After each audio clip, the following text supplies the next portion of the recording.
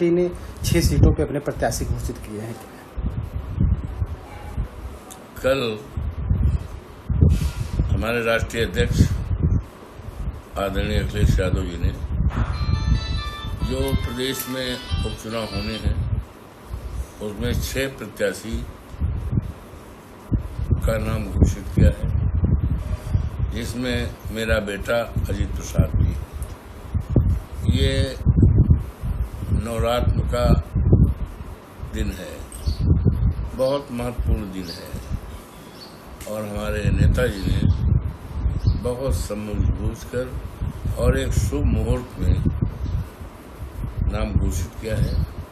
हमारे सारे प्रत्याशी जीतेंगे और समाजवादी पार्टी की जड़ों को मजबूत करेंगे और 27 में जब इस प्रदेश में सामान्य चुनाव होगा तो सामान्य चुनाव में समाजवादी पार्टी की सरकार बनने का रास्ता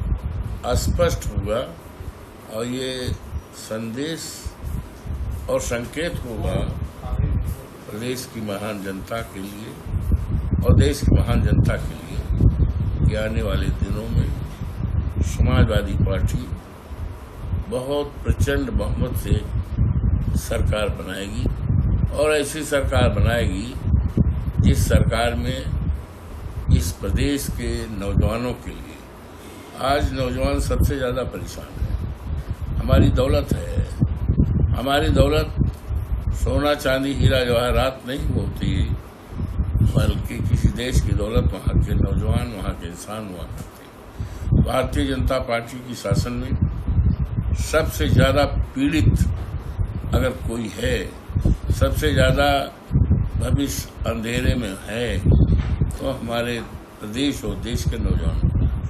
हमारी सरकार बनेगी और जब सरकार बनेगी तो नौजवानों को हम सरकारी नौकरी देंगे, हमारी सरकार देगी और उस समय कहीं न पर्चा लीक होगा, न बेईमानी होगी और सभी वर्गों को और जो बाबा साहब भीमराव अम्बेडकर ने संविधान में सम्मान दिया है, मूलाधिकार दिया है, फंडामेंटल राइट दिया है, उनके अनुसार समाज के सभी वर्गों को पूरी तरह से सम्मान किया जाएगा। लिस्ट जारी होने के बाद कांग्रेस ने आरोप लगाया कि अखिलेश यादव जी ने गठबंधन को नजरअंदाज करके लिस्ट पहले ही जारी कर दी।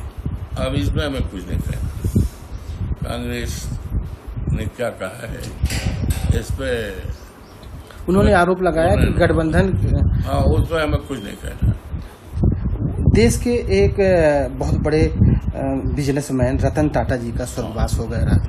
ये उन्होंने इस देश के विकास के लिए और निर्माण के लिए उनकी बहुत ही अद्वितीय और प्रशंसनीय भूमिका रही है। देश के लिए बड़ी क्षति है। हम उनके शोकाकुल परिवार के प्रति संवेदना व्यक्त करते हैं और उन्हें श्रद्धांजलि अर्पित करते हैं और उनके द्वारा इस देश में जो विकास और निर्माण में जो उनकी अहम भूमिका रही है, सदियों तक हमारा देश उन्हें याद करेगा, हम याद करेंगे। बहुत अच्छे थे, बहुत अच्छे थे, बहुत साफ सुथरा व्यक्तित्व था, कहीं कोई वो नहीं। जो तो